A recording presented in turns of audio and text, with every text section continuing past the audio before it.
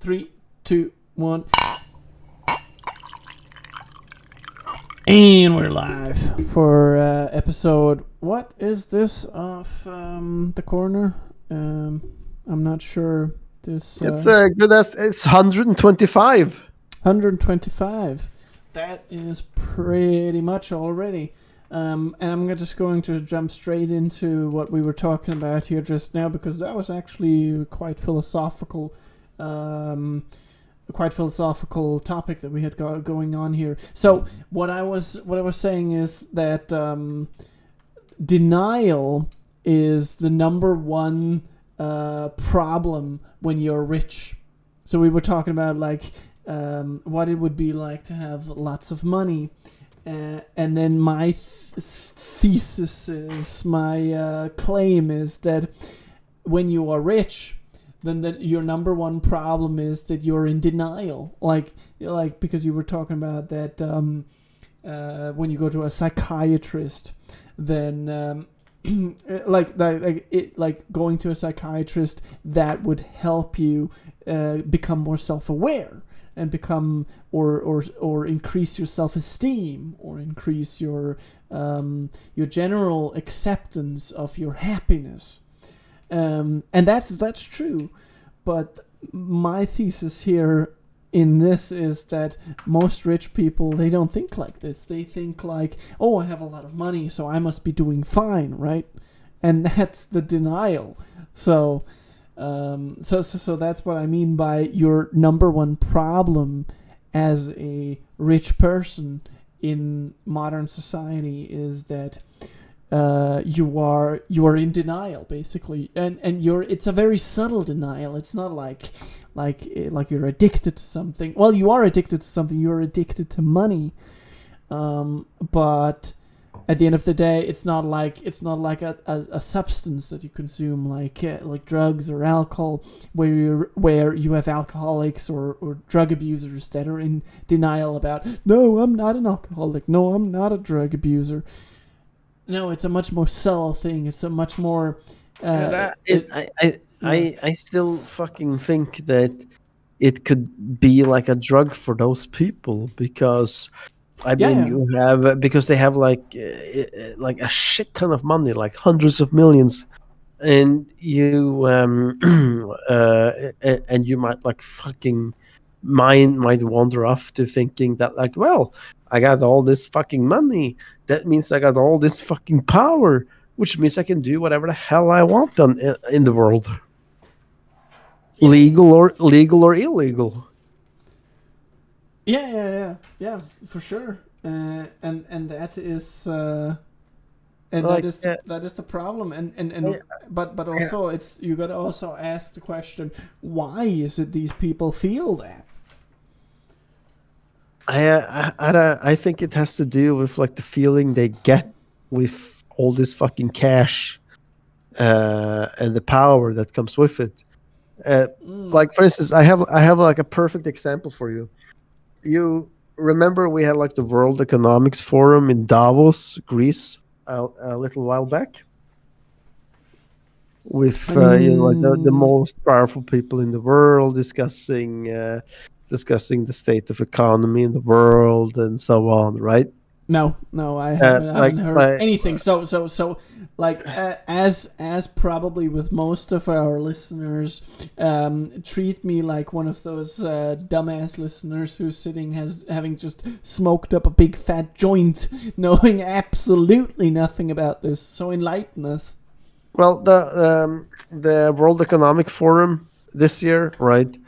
Was or we can like go back, like the foundation of it was founded in Switzerland, right? Yeah. And the agreement is, like that all these people get together every year, right? And then they discuss the state of the world economics, right?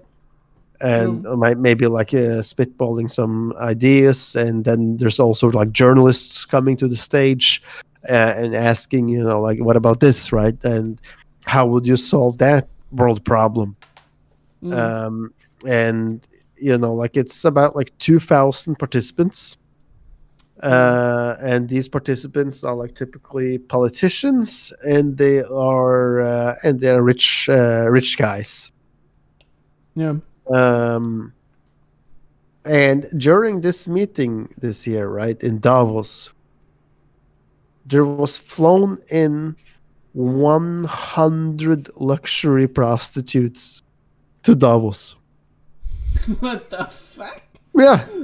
That's that's a little indulging. Yeah. What the fuck, man? So, Indulging in the luxuries of the human flesh.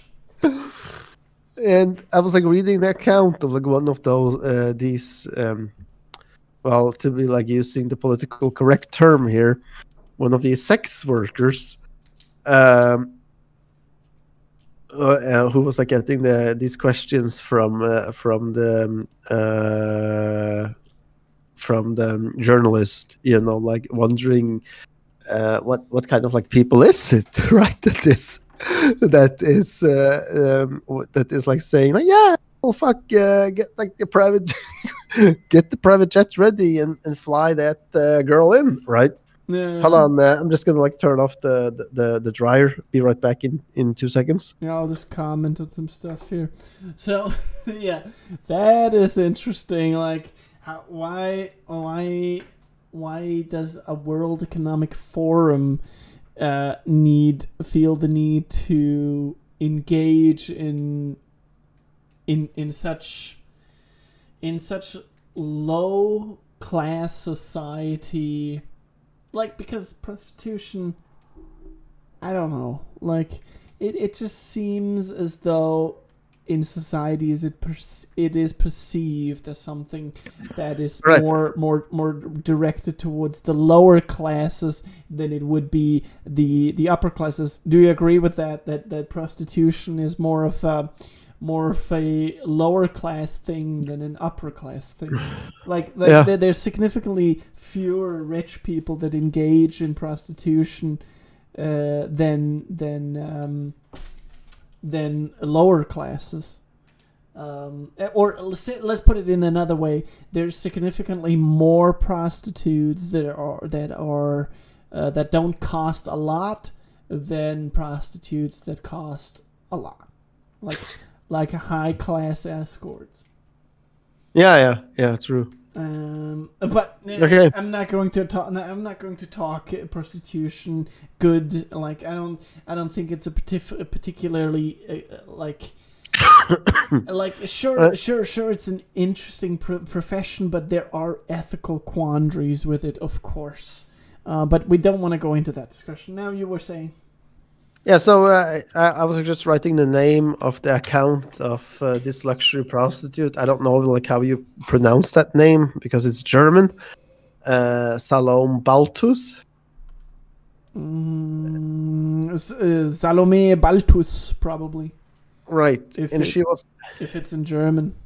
Yeah, and she is German and was like talking to this Swiss newspaper called 20 Minuten about her accounts. There, I just sent it to you on Discord in Davos, claiming that it is not the super powerful politicians that are like ordering a bunch of prostitutes to get to this World Economic Forum, but like it's people lesser down on the ladder, not the super rich, but I'm still guessing we're talking about rich people. Yeah. Because it is definitely not the working guy that has the money to put somebody on a fucking plane and fly them into a country. No, which proves the point that it is prostitution goes on in every class of society. But I'm just saying that there's probably more poor prostitutes than there are rich prostitutes. Yeah. Now, not like a high cost, more more low cost prostitutes than high cost prostitutes. Yeah, definitely. I don't know how the fuck we got in on this topic. This is just like stuff happens when you drink Japanese blended Togushi sake cask Finnish whiskey, and had a few beers, and you've had some stuff too. Yeah. Then stuff just starts to flow. But and by the way, you gotta look forward to this sake cask Finnish Japanese whiskey, because it's very unique in its flavor. Yeah, most definitely. We're gonna. You're coming to my town next weekend, right? The weekend after. Oh, the weekend after. We're gonna try the Japanese. I'm shaking it right now to listen to how much there actually is in it. Yep. And I must say, it still sounds like there's like half a bottle in there. So yeah, you should be good. I'll keep talking here. The point is that the richer you get, the more you think that the rules don't apply to you and that you can do whatever you want. Yeah.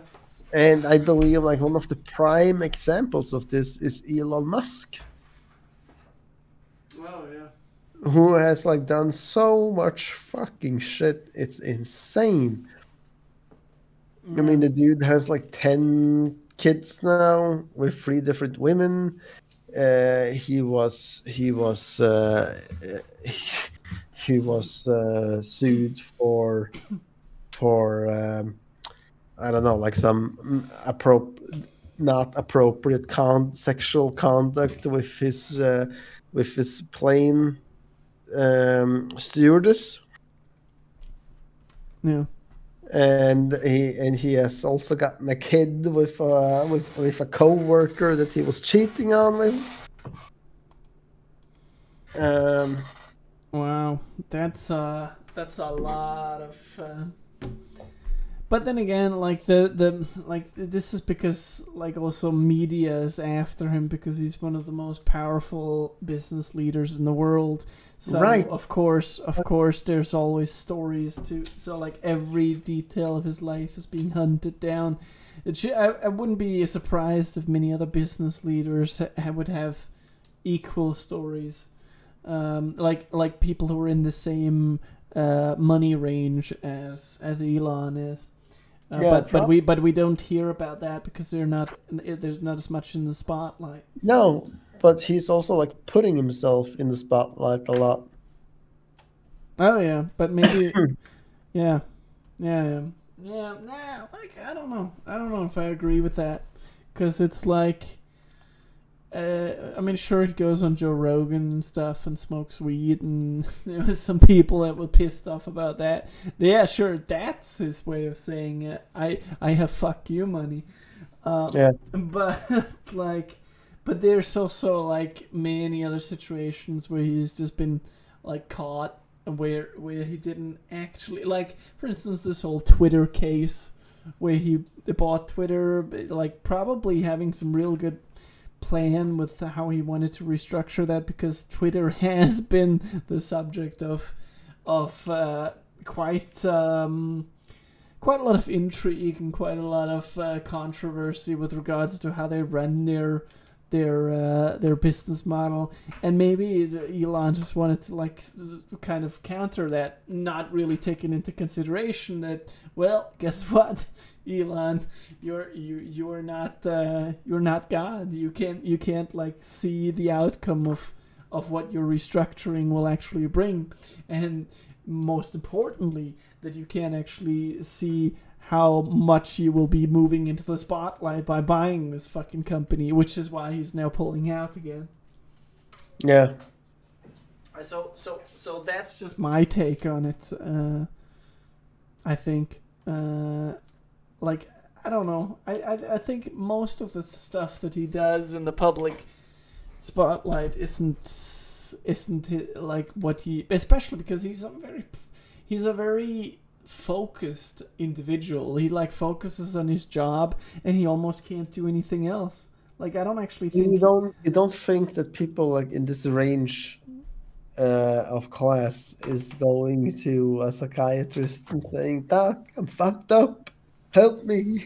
No, exactly, because like it probably doesn't even think that, like in the case of Elon, it's probably like he's thinking, well, no, I have my work under control. I worked like 23 hours a day. I only sleep 1 hour. I'm at maximum productivity, and like he thinks that's the way that you as a human are supposed to function, and then he doesn't see a problem with it.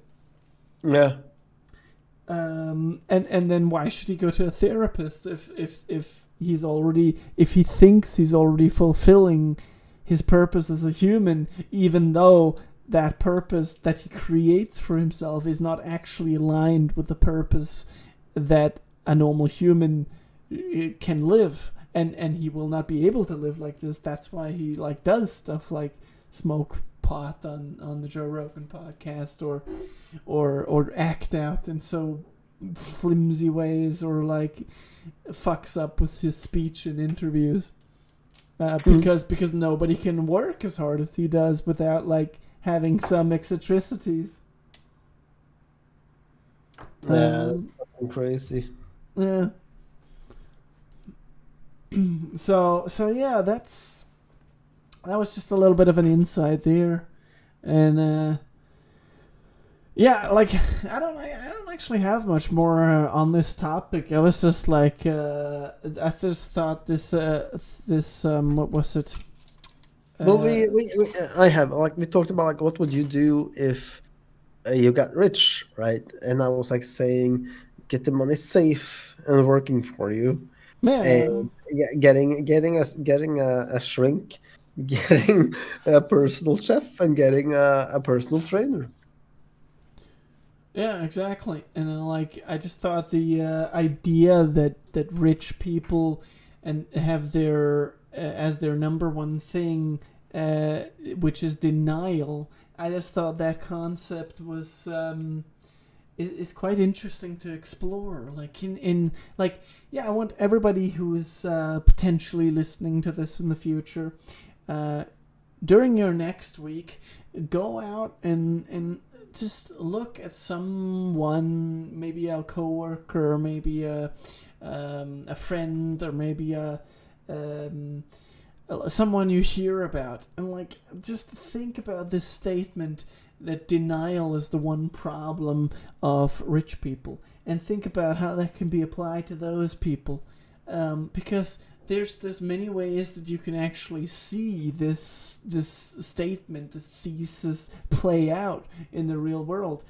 And of course there's also counter arguments. There's also rich people that may not seem like they are in denial, but even those people, you could still argue for that there's some hints of denial there, because like there's denial in all of us at the end of the day, but there's more denial in some people than others. So Yeah.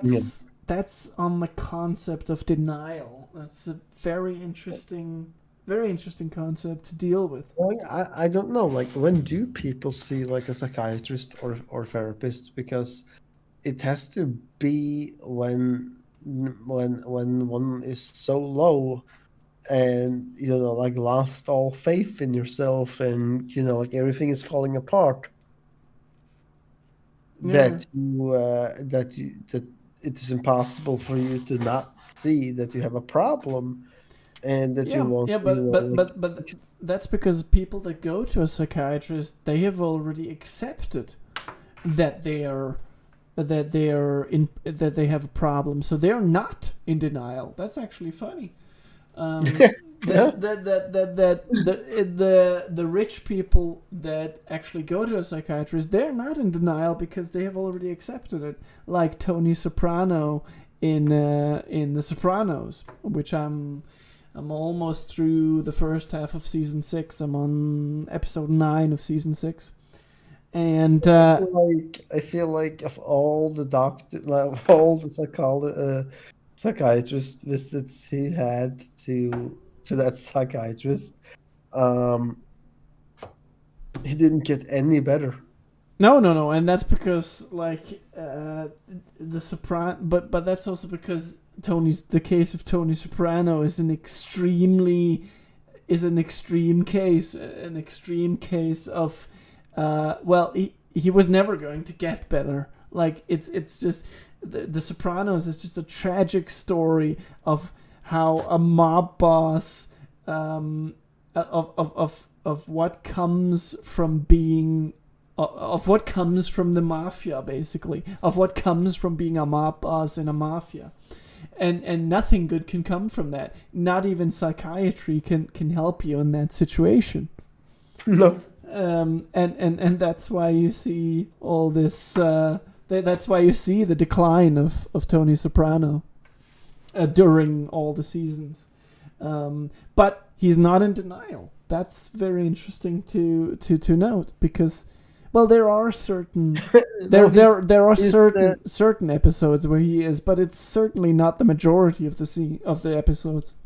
He's not in denial, but he doesn't want to get better either.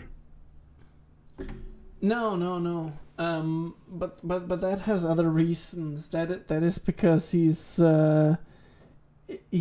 passive. He carries around a passive aggressive frustration with his mom. Like, you hear Dr. Melvi, the psychiatrist of Tony.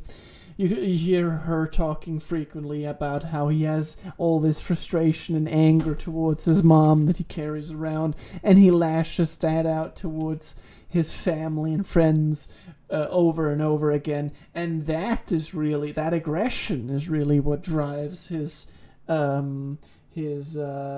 unwillingness to change, not his denial, actually. At the end of the day, of course, I'm not a doctor. I'm just a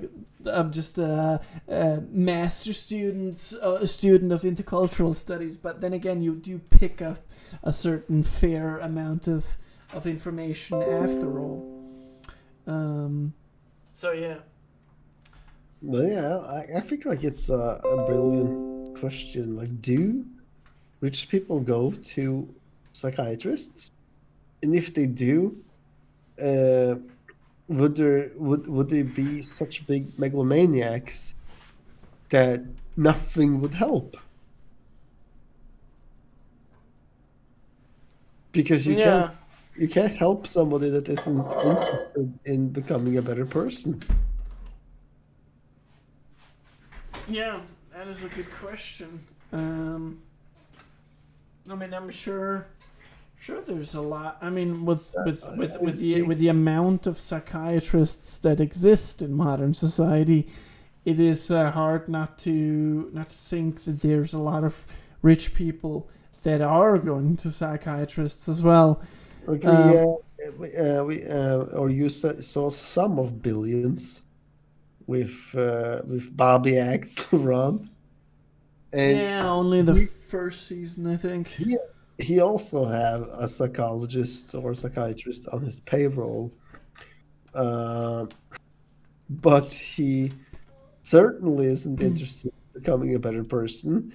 And it is more clear that like he has her there because he has the hots for her, and he wants to use like her brain to learn how to control and manipulate his own workforce.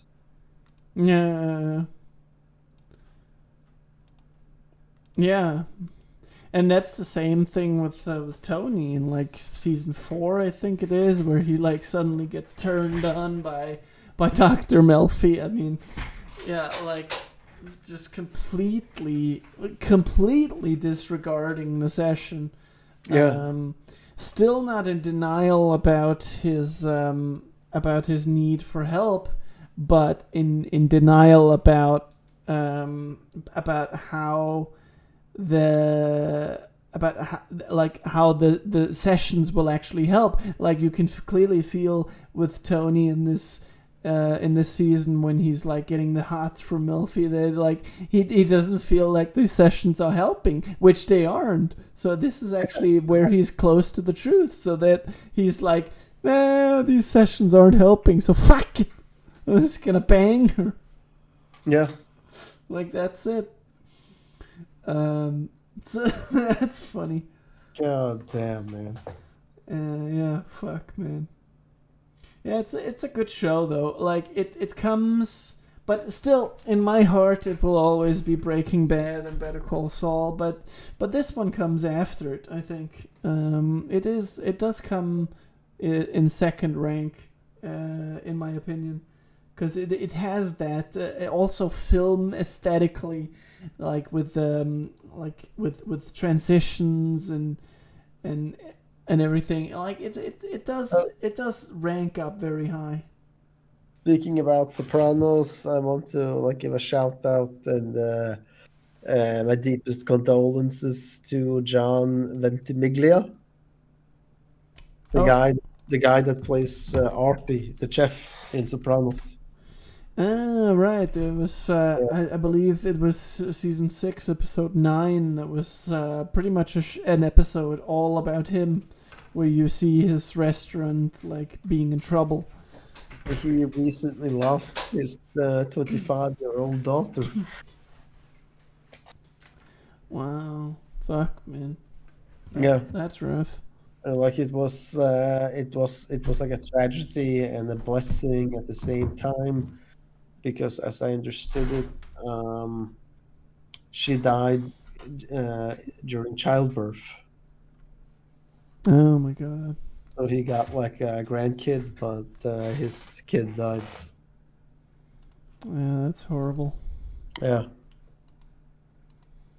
Like that guy like did a great job on The Sopranos. Holy shit, man. Yeah, fuck, man. Oh, that was a good.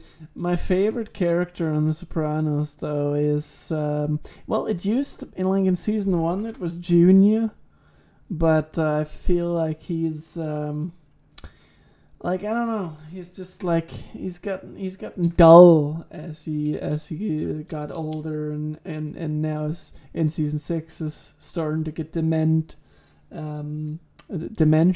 I don't know, like, yeah, you know what I mean, the dementia. So now, like in season 6, it's probably either Silvio or Paulie. Yeah. Yeah. Those guys, those guys are funny. Yeah, especially because Silvio has that fucking stereotypical mob look. Yeah. Like, I'm gonna make you an offer you can't refuse. Like with that gotta- with that mouth that comes out. Like I like them both because like both of them could like easily have become bosses, I feel like, right? Yeah, and Silvio even talks about that in one of the episodes. But they have like but maybe not Sylvia not so much, but Paulie definitely has understood, the value of just being a soldier, or in his case being like a capo regime. Um Yeah, because like then he can like somehow like balance it out himself, right? And he doesn't have to look over the shoulder his entire time. But as a boss, somebody would always be gunning for you, yeah, and yeah, you can man. just see the stress that Tony is under. And in real life, like these bosses are either at one point killed or they go to prison for the rest of their life and then die. Yeah, yeah, And you also have the problem with being a boss, that if somebody, especially like the worst thing that could happen is that one of your capos is arrested, yeah, and um, like the capo will get like this choice: hey, you want 25 to life, or you want to give up your boss and go to witness protection? yeah. Like that's a tough one. Yeah. And yeah, remember like Johnny Sack went to prison in Sopranos, but he never actually gave up Tony, and that kind of like surprised me. Yeah, yeah, yeah. Not like aid. Nope. Fuck, man. Yeah, alright, so that was an interesting trip down the Sopranos lane there. And we are coming up on 30 minutes now, so unless you got some closing thoughts, I think that's good enough for a little comeback episode here. Don't need to, like, stretch it too long and get around too many more topics. Feel like I've spoken my mind about this interesting thesis that denial is the number one problem of the rich. Yeah, definitely. Good thesis. Yeah. Could probably write a PhD thesis on that or a master's thesis. But no, I already have my master's thesis. My master's thesis is going to be about social acceleration via the theories of Hartmut Rosa and perhaps Morten Olbeck, the Danish philosopher as well, and about how everything in our society is going so, like, pretty much all, not everything, but like all the technological innovations, all the social relationships, social processes between people, media streams of information, all that stuff happens so much faster. And that is going to be what I'm writing my master's thesis about. I hope I can get through with that. And if I can do that, if I can actually get the permission by Aarhus University to write about this, then we will make a 3-hour special on this where you will interview me on stuff you will read my thesis and then you will ask me questions about it. Yeah. Definitely, man. That's gonna be a 3-hour special on social acceleration. So, right, have you quit it? Have what? Have you stopped recording? No, not yet. Right. So don't forget to fucking sub. Yeah. Yeah, sub. Yeah, right. No, I gotta do an outro. Okay, so thanks for tuning in, guys, to this. Fuck, man, that was the most monologue outro. Nah, alright. Thanks for this. This was a nice comeback. Thanks for tuning in. And Sub.